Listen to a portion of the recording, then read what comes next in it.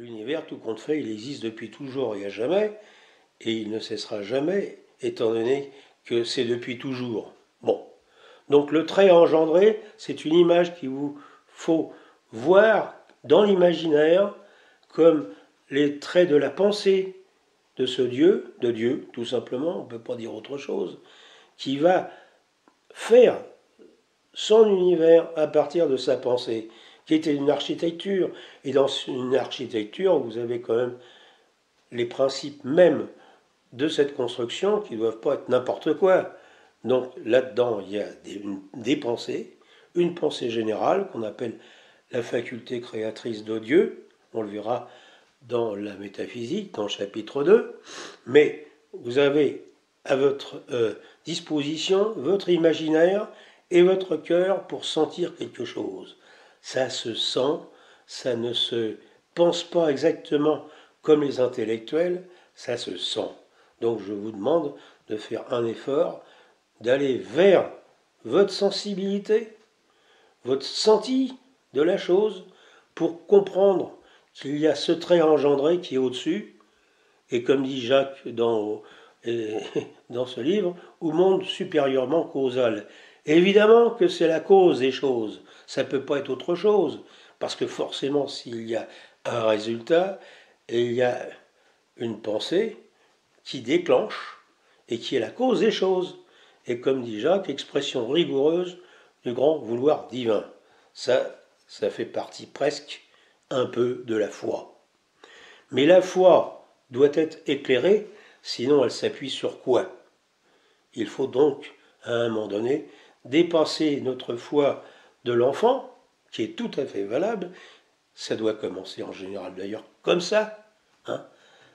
Après, petit à petit, quand on est enfant, par la foi, on peut capter ou faire partie, ou les deux, de la religion de l'endroit où nous sommes nés, de la famille où nous sommes nés.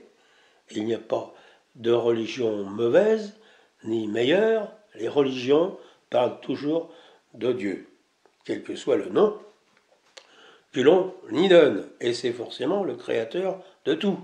Voilà. Donc, c'est à soi, quand on a la foi du petit enfant, de possibilité de chercher ensuite, de se poser des questions sur l'existence. Et comment se fait-il ce Dieu? Et comment se fait-il cette vie que j'ai, que l'on m'a donnée, sans que je le demande? Hein. Les enfants ne sont pas responsables, ils sont là, ils prennent ce qu'ils peuvent, on leur donne ce qu'on peut, en tant qu'adultes, en tant que parents, en tant qu'amis, en tant que frères, en tant qu'oncles, etc. La famille est le berceau ensuite de l'éducation de l'enfant. Et c'est à lui, homme ou femme, fille ou garçon, de petit à petit se poser les questions essentielles de la vie. Pourquoi suis-je là? Ça sert à quoi? Est-ce que la vie n'est simplement qu'un échange entre l'épicier et puis ce qu'on fait de sa vie? Non. Il y a bien quelque chose d'autre. C'est à soi de le chercher, de le découvrir, mais on a cette question. Pourquoi es-tu là? Pourquoi suis-je là? Qui suis-je? Etc. Les Grecs le disaient sur leur temple, ils disaient connais-toi toi-même. Évidemment, si c'est une recommandation des Grecs anciens, c'est que justement c'est pas le cas. On ne se connaît pas. Et au départ de sa vie, quand on a 7, 10 ans, 15 ans, qu'on commence à se poser des questions, eh bien on ne sait pas, on ne sait rien. Et c'est pas les parents qui peuvent te dire qui tu es. Les parents, ils savent d'où tu viens, c'est-à-dire de eux-mêmes, et puis que tu es dans une civilisation X, Y, quelle que soit la religion dont tu fais partie, si tu as été ou baptisé ou que sais-je. Bon. Donc, les questions de l'existence sont fondamentales. Mais il ne faut pas critiquer les gens qui ne se posent pas de questions.